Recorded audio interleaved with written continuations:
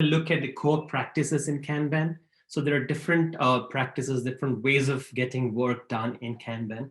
But essentially, as you would have noticed, it's all around revolving around the flow, around the work flow, how the work gets structured, and how you can actually kind of visualize that, plan it, control it better. So that's the essence of it. The most important thing that you should know is that Kanban doesn't have fixed iterations or time boxes, unlike Scrum. So Scrum actually is the center point of Scrum, and the whole cornerstone of Scrum is the sprint, which is actually kind of an iteration. So it is between 2 to 4 weeks. And then we've discussed it at length in the last session on Scrum, how you can structure the planning, the execution of sprint. Then you've got the sprint review, the sprint retrospective, and all those kind of ceremonies, as what we call it, the sprint events in Scrum. So they all revolve around the time box concept of the 2 to 4 weeks. But Kanban doesn't prescribe any time boxes. What it does ask you to do is to actually kind of limit the work in process of progress. So that's what it says. And it doesn't have a limit. When I say limit, it means that you're trying to minimize how much work is being done at the moment, rather than having too many things and then losing the focus. So it's kind of asking you to just focus on that. And it is not prescribing any kind of a specific time period in terms of, say, 2 to 4 weeks, or 2 months or 3 months. It doesn't say anything, or even days. No prescriptive suggestion in terms of the time boxing. That's a very, very, very fundamental difference that Kanban has with Scrum, from Scrum, and then even other agile methodologies. So there's no fixed iteration, no time boxing concept here.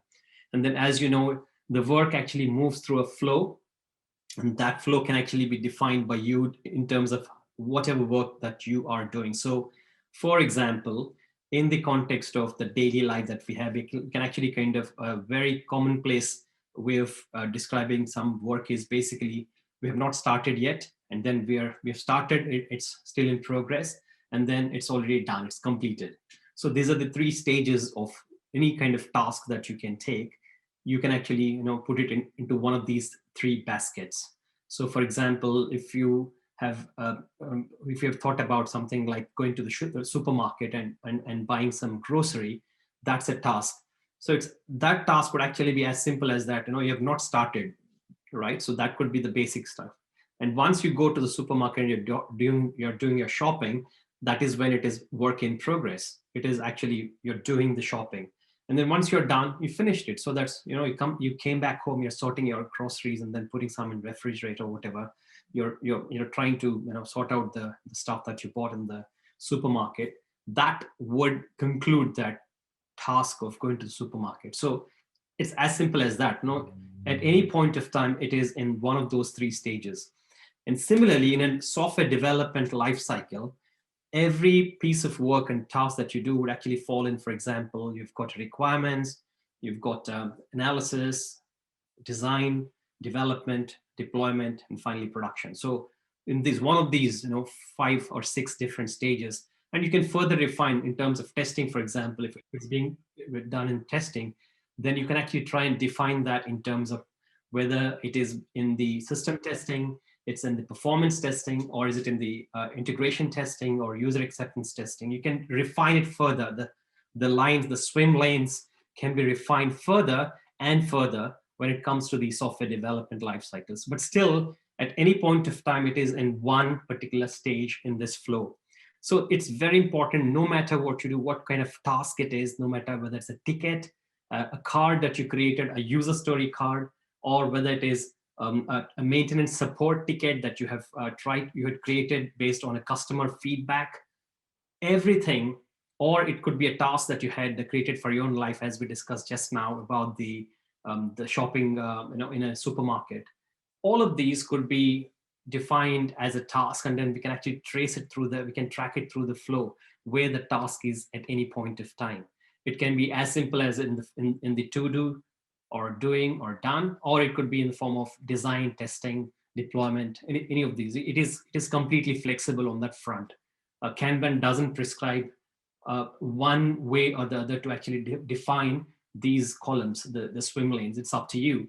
But the beauty is that you can actually come up with your own way that that matches your requirements in the context. So again, fundamentally, flow is very, very important. And then features are given priority that are put in the queue. So basically, whatever features, whatever stories that you have got in your sprints, they would move through the flow in the context of development lifecycle. So it's not about what is there in the product backlog. They're never touched. The product backlog is actually being maintained by the product owner, and they still remain the same. They don't have to, you don't have to track them.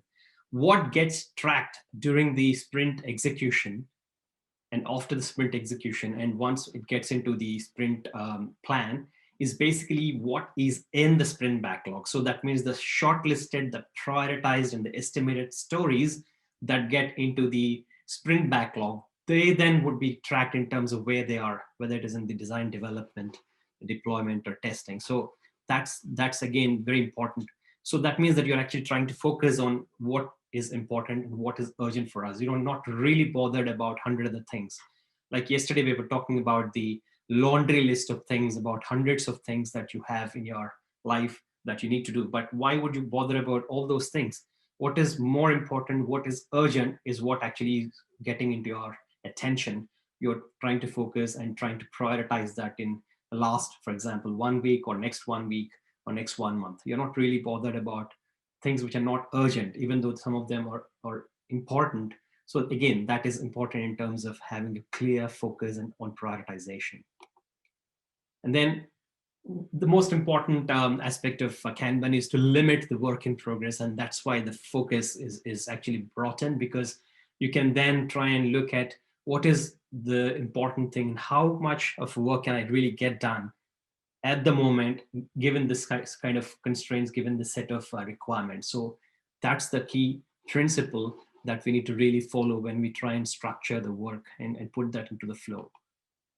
And obviously, the other thing is, once we have this, the beauty with Kanban is it can actually be used to create multiple work queues. So it's not just one, but you can actually have, for example, just not yours, but you can also track, for example, the shopping list of your partner, or of your children if you have, or of your parents.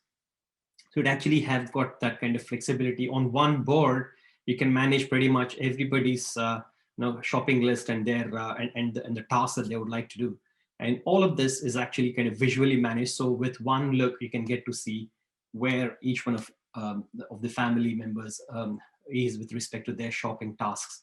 And similarly, when it comes to the context of a development lifecycle, you can pretty much manage not just your teams, but also every other team member that potentially could have an input into your product. And that's what we were looking at yesterday. I'll show you some examples of how what we call as aggregated status could actually be maintained within Kanban.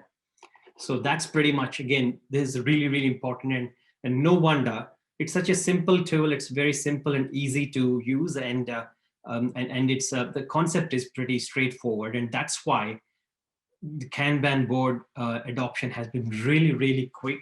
And it's used pretty much all around the world, and all teams, no matter whether small, big, startups or huge organizations, multinational corporation, it doesn't matter. All of them follow the Kanban technique, at least in the context of maintaining the work and the flow with respect to this, and having either a physical board like this that you're seeing, or they can have electronic boards. We're going to have a look at those in